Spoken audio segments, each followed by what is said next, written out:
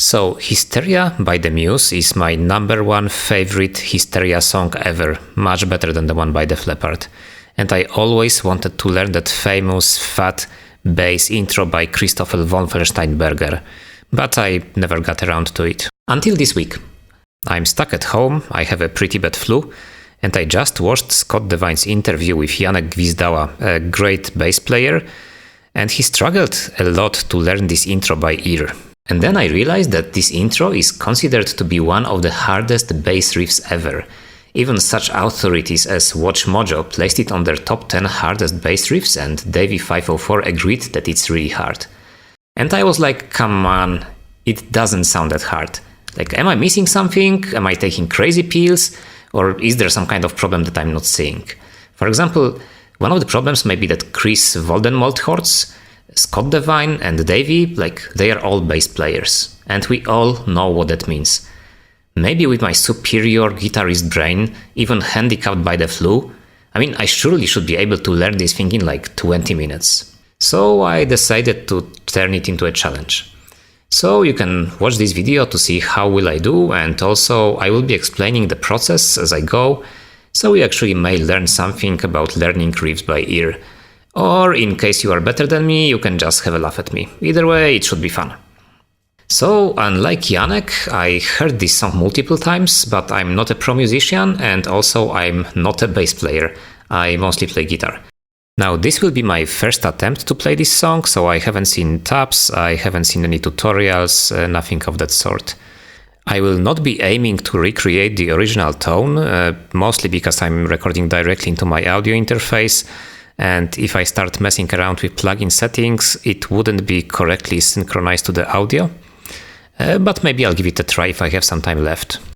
So I think learning the riff and getting up to speed, it should take me 15 minutes, but most probably I'll be rambling on and talking a lot, so let's take extra 10 minutes for talking, so 25. 20. Okay. Yeah, so for this video I will remove the parts where I just go off topic, ramble or struggle, but I leave a link to the uncut version in the description, and I will also repeat the major points and lessons learned at the end of the video.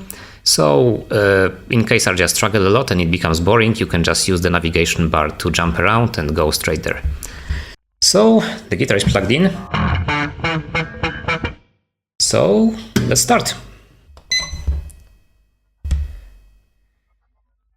Okay, let's give it a listen.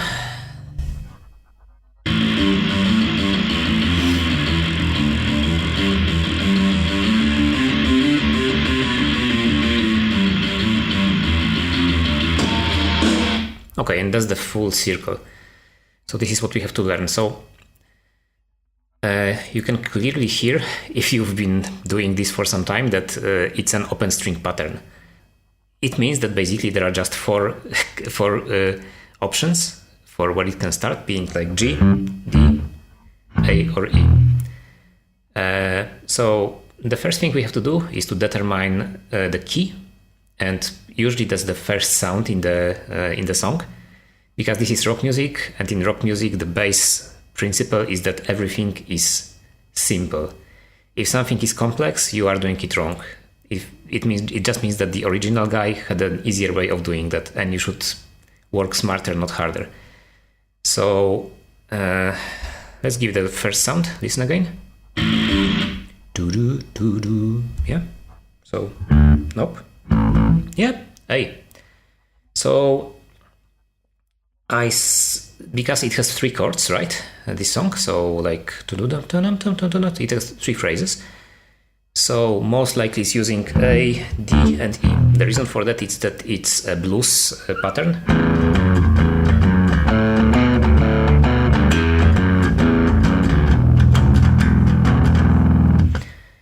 So I bet that those are the three chords in this song. Let's just check it out.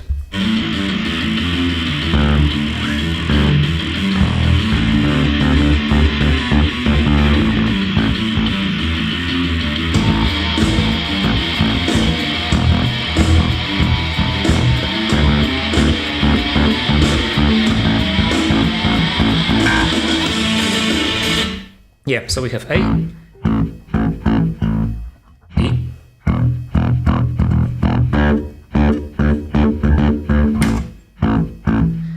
and A. So now we have to find all the other sounds. So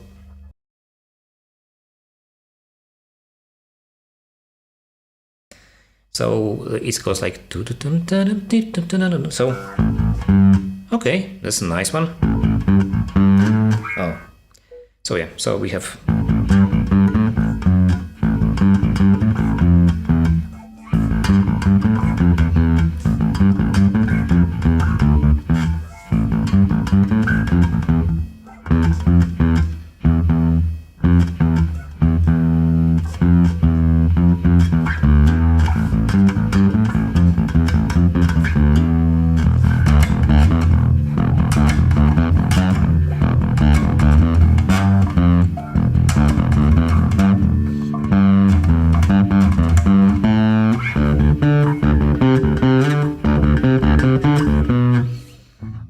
Alright, so the first one was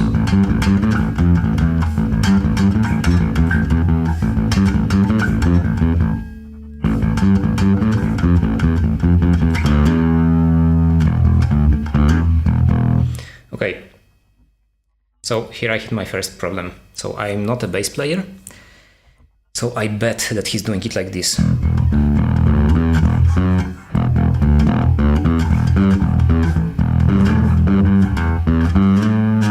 But my technique sucks. So I will be cheating, I will be playing it up here because that's much easier for me. I'm not that good at switching strings that quickly.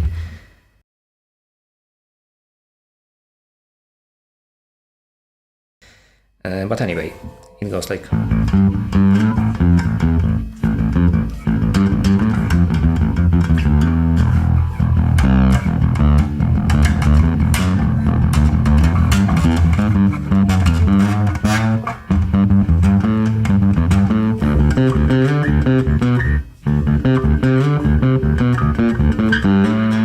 Okay, I think I hear some chromatics over there. So yeah, so first of all, you can hear that I know this rhythm I know this riff by heart. So having a good memory helps. But yeah, I was able to memorize the two first sections, the one on A and the one on E, pretty easily. Mostly because I think they are on major scale, right? All the sounds are from major scale. Is it major?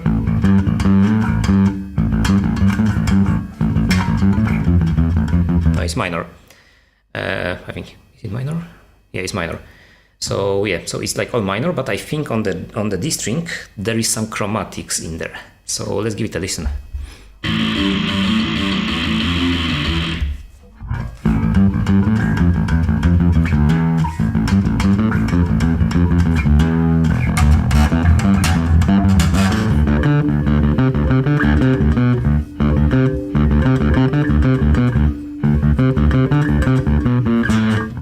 I don't know.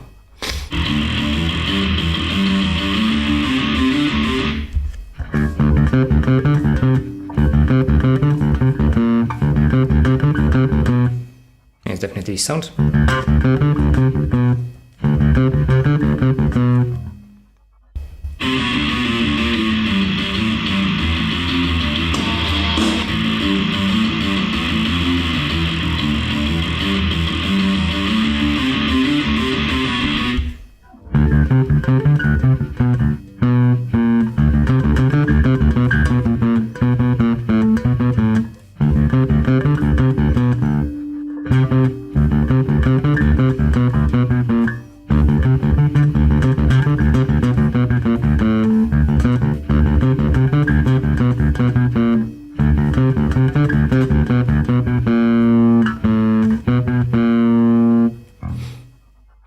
This player sucks.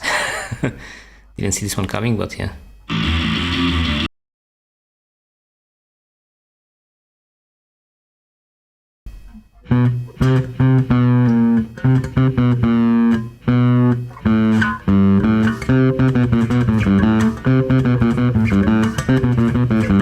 Okay, I think it's this.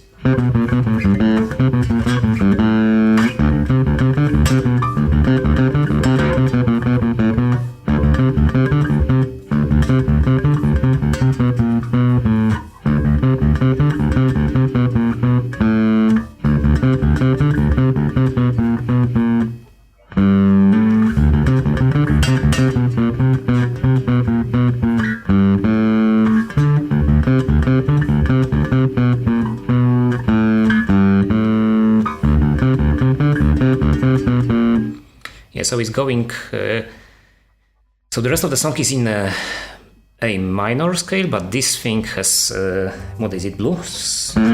Yeah, it's a blue note. And that makes playing it by ear much harder. I'm super familiar with minor scale and with pentatonic, but this sort of things always throws me off, and this is pretty tricky. And also this player sucks, like YouTube Music, so you have to do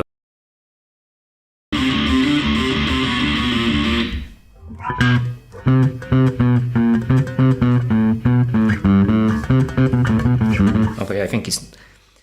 So...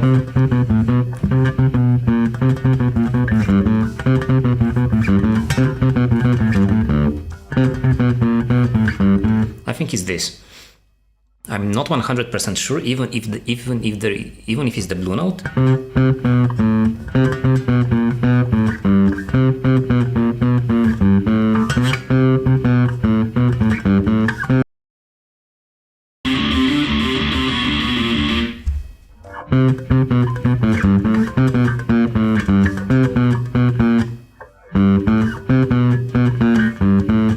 Maybe there's a pause in there.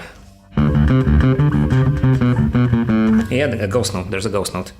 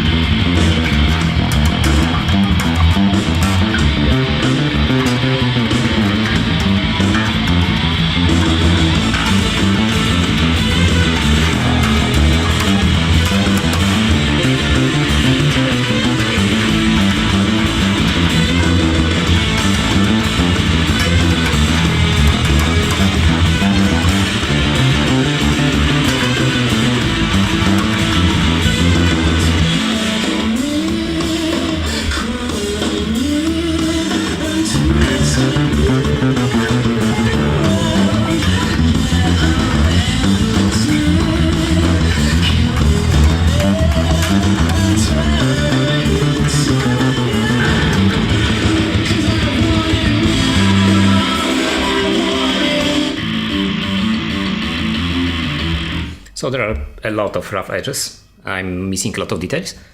And when I'm playing it up to the tempo, I'm fucking up a lot.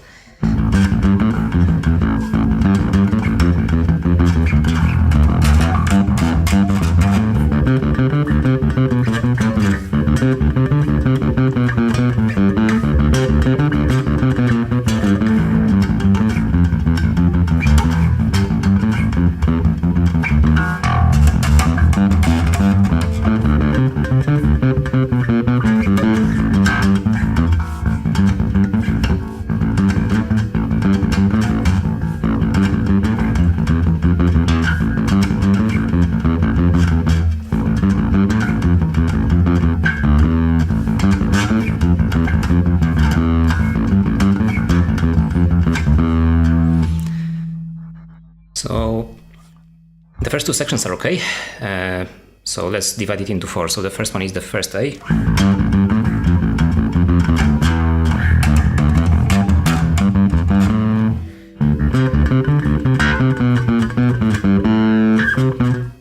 sure about this one, and I'm not sure about the last one. I think it's just the repetition of the first one, but I'm not sure.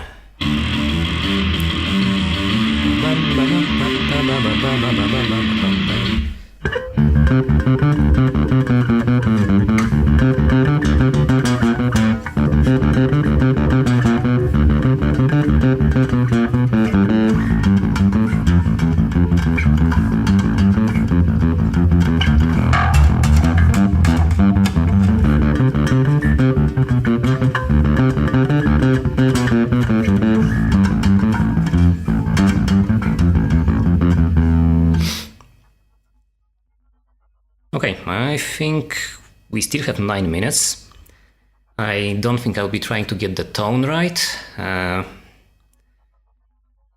But on the other hand, why not?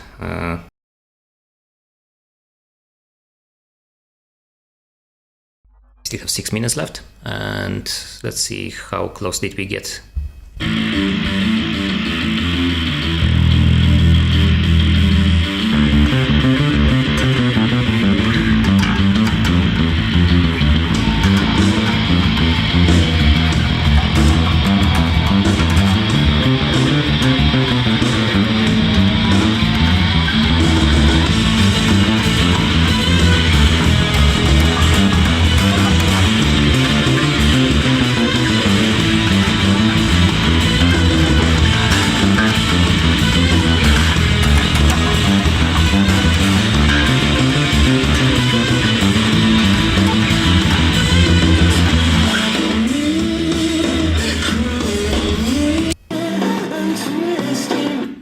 Alright, so time stop at 5 minutes. I don't think it's getting much better, sorry guys. So let's see how far off was I. Let's try to find a YouTube tutorial.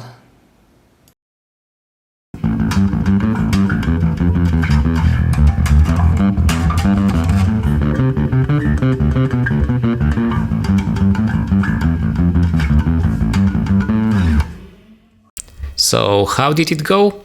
Well, I had 2 problems with the setup. So first of all, the YouTube Music audio player didn't have a rewind option, so I couldn't focus on a specific part of the riff.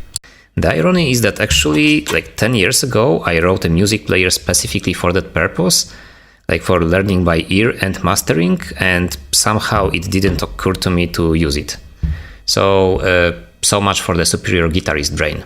I also lost like a good 3 minutes trying to get the tone right, which I couldn't do anyway because I messed up my audio driver setup and my Cubase just crashed. As for getting the song right, I would say it's like 2.8 out of 4.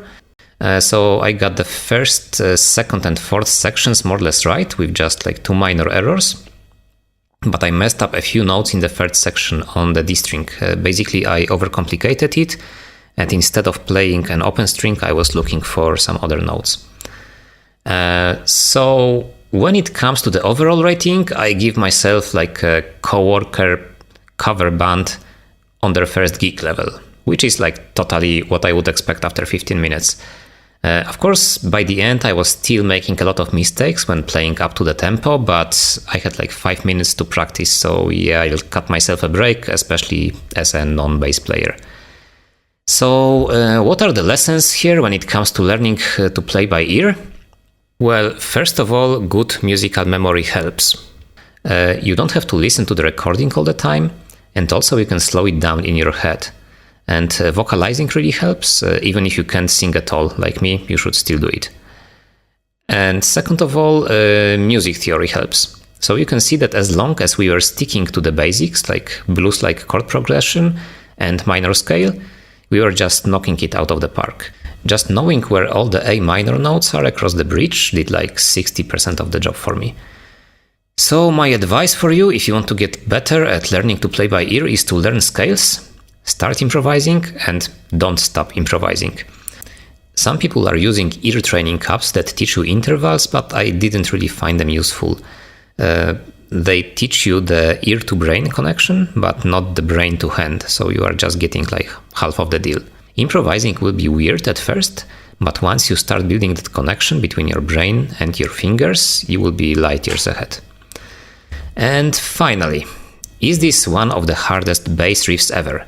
Well, it's definitely not easy enough for me to learn it properly in 20 minutes, but it's definitely not one of the hardest. Come on. I think bass players may be thrown off course in this riff because this is a very guitar-like riff. It actually reminds me of Thunderstruck by AC/DC because it's also using open strings to jump across big intervals, so maybe I'm just more used to this kind of playing. Anyway, I don't know. Share, like, subscribe, and next time we will be reviewing the original Robert Keeley Caverns versus a 4 times cheaper Chinese knockoff. See you then, and bye. Cheers.